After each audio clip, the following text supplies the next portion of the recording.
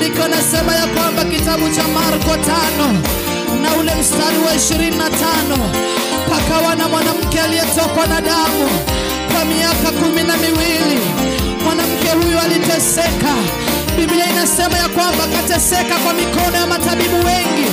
Maandiko nasema ya kwamba kateseka kwa miaka 12, kwa miaka Bwana 12, kwa mikono ya matabibu, kwa mikono ya matabibu wengi. Akamaliza pesa zake, akamaliza na mali yake, lakini mwanamke angeweza kupona. Aliendelea bado kutokwa na damu kwa miaka tu na miaka. Lakini Bwana, neno lako ni kweli. Tukisema neno lako ni kweli, tunamaanisha. Tukisema neno lako ni uponyaji, tunamaanisha.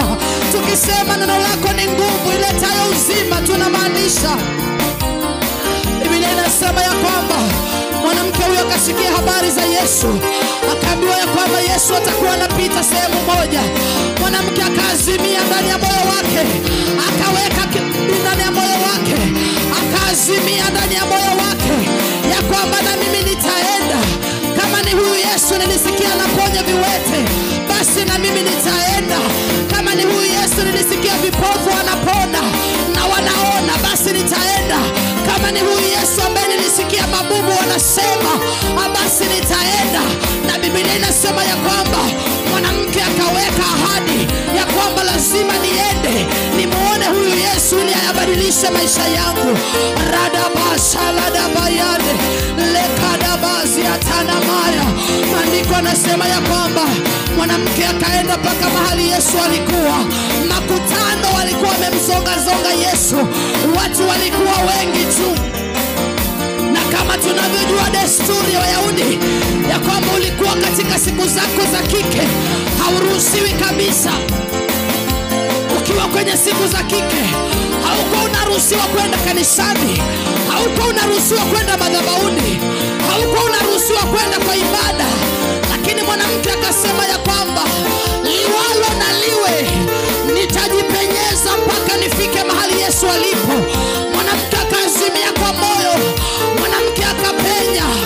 Watu walikuwa wengi, lakini huyu mwanamke akaendelea kupenya. Watu walikuwa wengi. Wengine wanaulizana hii harufu imetoka wapi? Wengine wanaulizana hii damu imetoka wapi? Wengine wanaulizana huyu mwanamke ni nani? Lakini aliendelea kusonga. Akasonga, akasonga, akapiga mahesabu vizuri. Akajua nikisema ninasimama kuna watu wananijua, watasema huyu ni yule mwanamke najisi, hastahili hata kufika kwa Masihi. Lakini Yesu, mwanamke akatumia mbinu zote. Akili ya uzima ni wewe ulimpa. Akili ya uzima ni wewe ulimpa Mungu. Akili ya kupona ni wewe ulimpa. Akapenya, akashika vazi la Yesu. Maisha yake yakabadilika, maisha yake yakapona. Mwanamke akawa huru.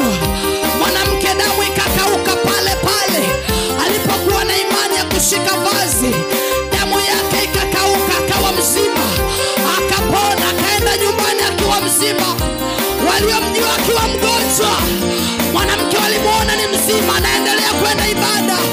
Mwanamke akarudi kwa ibada, mwanamke akarudi kwa biashara, mwanamke akarudi kwa kazi zake za siku.